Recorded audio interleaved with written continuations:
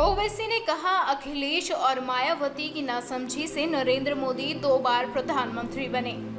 ओवैसी ने उत्तर प्रदेश के अपने दौरे के दूसरे दिन बुधवार को विरोधियों के उन आरोपों को खारिज किया जिसमें उन्हें राजनीतिक रूप से महत्वपूर्ण राज्य में वोट काटने वाले के रूप में पेश किया गया था। ऑल इंडिया मजलिस-ए इत्तेहादुल मुसलमीन के प्रमुख असदुद्दीन ओवैसी ने बुधवार को आरोप लगाया है कि नरेंद्र मोदी 2 बार प्रधानमंत्री, समाजवादी पार्टी प्रमुख अखिलेश यादव और बहुजन समाज पार्टी प्रमुख मायावती की नासमझी की वजह से बने। अयोध्या के रुदौली से आगामी विधानसभा चुनाव के लिए अपनी पार्टी के अभियान की शुरुआत करने के एक दिन बाद ओवैसी सुल्तानपुर जिले के औदरा गांव में बुधवार को एक जनसभा को संबोधित कर रहे थे।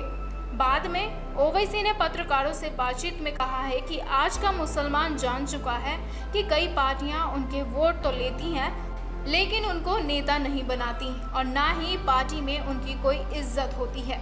इससे पहले ओवैसी ने जनसभा में कहा था कि कहा जाता है कि ओवैसी लड़ेगा तो वोट काट देगा। समाजवादी पार्टी के अध्यक्ष अखिलेश यादव पर तीखा हमला करते हुए ओवैसी ने सवाल किया है, क्या मुसलमान आपके गुलाम हैं? उन्होंने कहा है कि नरेंद्र मोदी, अखिलेश और मायावती की नासमझी की वजह से 2 बार प्रधानमंत्री बने हैं। ओवैसी ने कहा है कि मेरी कोशिश है कि उत्तर प्रदेश के चुनाव से पहले जहां जहां मेरा संगठन मजबूत हो चुका है वहां जाकर अपने लोगों व वहां की जनता से मुलाकात करूं। ये चुनाव की तैयारी है ताकि चुनाव में अच्छा नतीजा आए। ओवैसी ने मंगलवार को लखनऊ में 2022 में उत्तर प्रदेश में राजनीतिक रूप से महत्वपूर्ण विधानसभा चुनाव में ऑल इंडिया मजलिस-ए इत्तेहादुल मुसलमीन के 100 सीटों पर चुनाव लड़ने की घोषणा की थी। उन्होंने मंगलवार को अयोध्या के रुदौली से अपना अभियान शुरू किया। ऑल इंडिया मजलिस-ए इत्तेहादुल मुसलमीन अध्यक्ष असदुद्दीन ओवैसी ने मंगलवार को अयोध्या के रुदौली कस्बे की रैली में दावा किया था कि धर्मनिरपेक्षता के नाम पर मुसलमानों को ठगा गया है और उन्होंने जनता से किए गए खोखले वादों को साबित करने के लिए समाजवादी पार्टी प्रमुख अखिलेश यादव के साथ आमने सामने बहस करने की मांग की थी। उत्तर प्रदेश के मुख्यमंत्री योगी आदित्यनाथ और सपा प्रमुख अखिलेश यादव पर निशाना साधते हुए एआईएमआईएम प्रमुख ने कहा है कि धर्मनिरपेक्षता के नाम पर मुसलमानों के साथ विश्वासघात किया गया है। उन्होंने कहा है कि जो आज असहाय हैं वे उत्तर प्रदेश के मुसलमान हैं। मंगलवार को उनकी रैली का स्थान धन्नीपुर से लगभग 20 किलोमीटर दूर था, जहां राम जन्मभूमि मामले में उच्चतम न्यायालय के निर्देश के तहत एक मस्जिद बन रही है। ओवैसी ने कहा है कि यूपी सबसे बड़ा राज्य है जहां हर जाति का अपना एक दल, एक नेता है।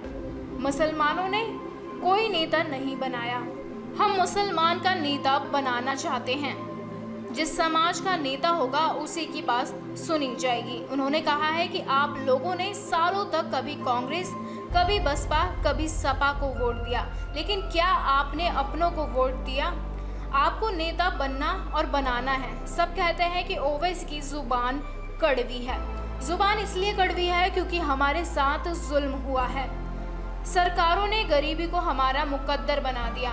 ओवैसी संविधान की जुबान में बात करता है। एआईएमआईएम अध्यक्ष असदुद्दीन ओवैसी ने कहा है कि वोट आपका हथियार है, आप इसकी ताकत से जिसको चाहे जमीन पर ला सकते हैं। हमारा ख्वाब यही है कि अपनी जमात को मजबूत करें। सपा, बसपा, कांग्रेस मुझ पर उंगली उठाते हैं, ये इसलिए आवाज उठाते हैं क्योंकि गरीबों की हम आवाज उठाते हैं। उन्होंने आगे कहा है कि अखिलेश, जान लीजिए, मुसलमान किसी का गुलाम नहीं है, किसी का कैदी नहीं है। हिंदू वोट नहीं मिला तो कोई कुछ नहीं करता। मुसलमान वोट पे इतना हल्ला क्यों होता है भाई?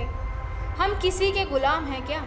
ओवैसी ने कहा है कि हम मुसलमानों को वोट बैंक नहीं बल्कि ताकत बनाना चाहते हैं। ब्यूरो रिपोर्ट, नेशनल खबर।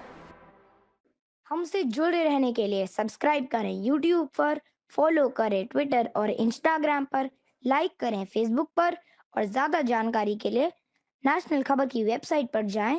आपको टाइप करना होगा सिर्फ नेशनल खबर।